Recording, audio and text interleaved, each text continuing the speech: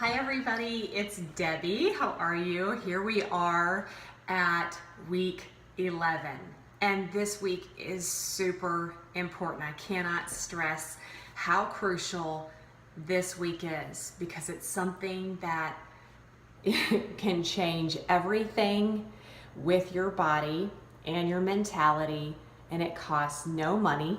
There's no special magical ingredients, and you're already doing it, but you're potentially not doing it very well.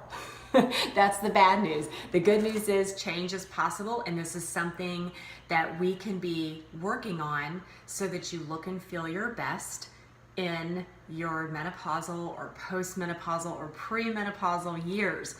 And the answer is sleep.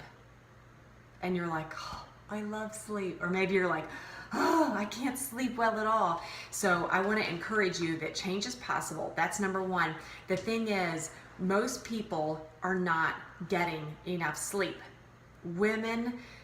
Research shows women need more sleep than men do. And maybe you already know this. I know that for me, every Mother's Day, I tell my husband, the gift I want is the gift of sleep on Saturday, the day before Mother's Day, not on Sunday when we have to go to church.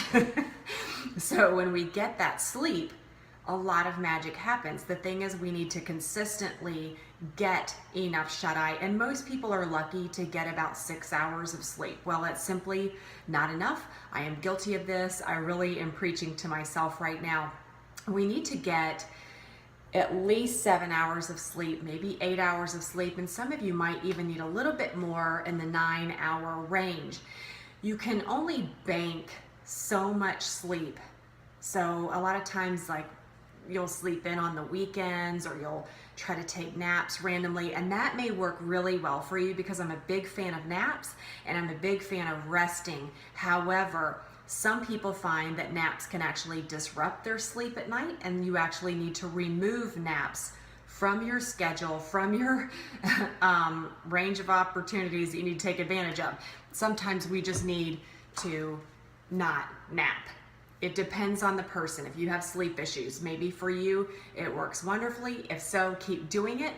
If right now the system you have set up is to kind of build in some extra sleep on the weekend, it's certainly not going to harm you. It's just we want our goal to consistently have a routine. Our bodies crave routines. They want this rhythm to be going. And so what we need to do is make sure that we have a great bedtime routine every single night. And that, of course, means taking an hour before bed, kind of working backwards from your goal bedtime and working backwards. When do I need to start getting ready for bed? Well, really about an hour beforehand. You need to limit your screen time, which again, I am guilty of, and start to wind down.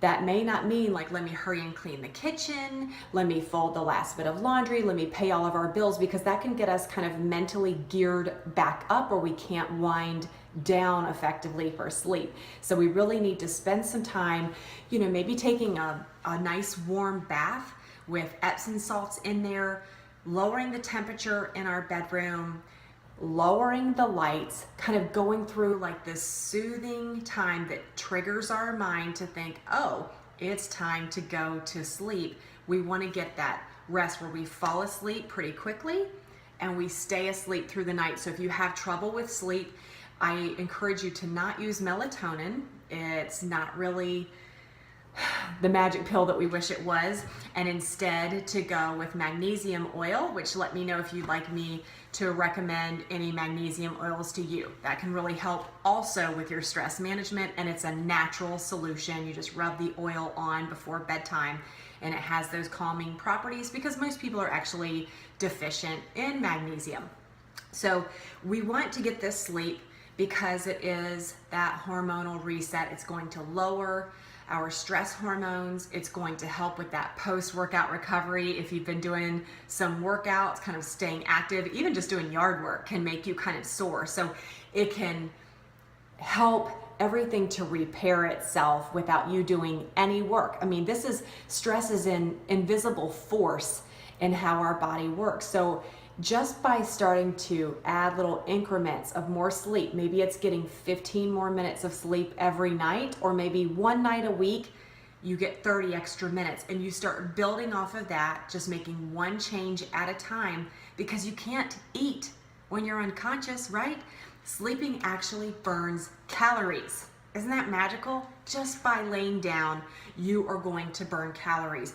When you're sleep deprived, and you know this all too well, you have that mental fog, you are very moody, you have higher cravings, especially for those starchy, refined carbs, and you are chemically more impulsive. So instead of having a bite of cake, you're more likely to have 3 slices of cake. Like, what a recipe for disaster, right? So we want to boost the sleep, because more sleep means usually we weigh less. So we can actually sleep for weight loss. Now that's something that Jenny Craig is never going to tell you. There's none of that. So as we're in our menopausal program, we are focusing on rest-based living, this restorative self-care, and sleep is absolutely a part of it.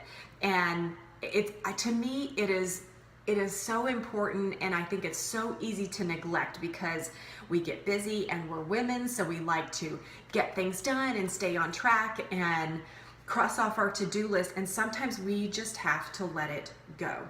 We just have to let it go. So I'm encouraging you, I'm challenging you, I am daring you to get more sleep. Do whatever it takes to shut everything else out, to get those distractions removed, and to treat yourself to something that's not a luxury, but needs to be day to day to day to day to day.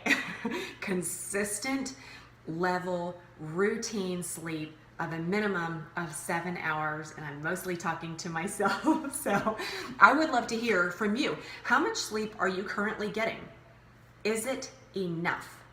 What is your dream sleep number? You know, like if you were a wealthy billionaire and you never had to work, you had no responsibilities, how much sleep would you be getting? Do you do this just when you're on vacation or only on the weekends? What is your dream number? And then take that dream number and set up your bedtime, and then work backwards from there. This is when I need to start getting ready for bed, and let's decide to make it happen. So thank you for joining me, and I hope that you get a lot of Z's tonight. I'll check in with you soon. Bye.